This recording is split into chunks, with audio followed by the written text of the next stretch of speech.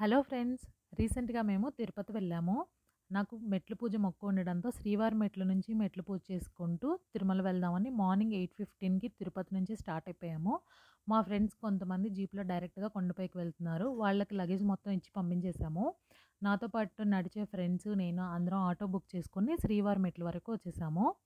ఇదే starting point అండి. మనకు కావాల్సిన పూజా సామాన్లన్నీ కూడా ఇక్కడే అమ్ముతారు. నేనైతే ఈ పసుపు కలుపుకునే గిన్నె మర్చిపోయాను. ఇక్కడ దొరుకుతుందో లేదో అనుకున్నాను. బట్ అన్ని సామాన్లు ఇక్కడే దొరుకుతున్నాయి.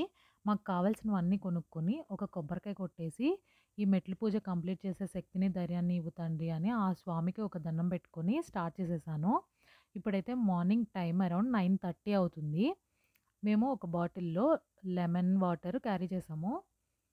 ఫస్ట్ 200 మెట్లయితే అసలేం అనిపించలేదండి. చాలా క్విక్‌గా అయిపోయినాయి. ఈ మెట్లన్నీ ఫ్లాట్‌గా ఉన్నాయి. ఆ తర్వాత నుంచి కొంచెం హైట్ ఎక్కువున్నాయి. ప్రతి 100, 200 మెట్లకొకసారి ఒక 5 మినిట్స్ కూర్చుంటూ కొంచెం లెమన్ వాటర్ తాగుతూ మళ్ళీ స్టార్ట్ చేశాము. నాకంటే ముందుల ఎవరో కర్పూరం వెలిగించుకుంటూ, పువ్వు పెట్టుకుంటూ ప్రతి మెట్టుకి పూజ చేసుకుంటూ వెళ్లారండి. ఇక్కడ చూస్తున్నారు కదా! ఇంకా వెలుగుతూనే ఉన్నాయి. ఫైనల్‌గా మేము అరౌండ్ 12:30కి కొండపైకి రీచ్ అయిపోయాము.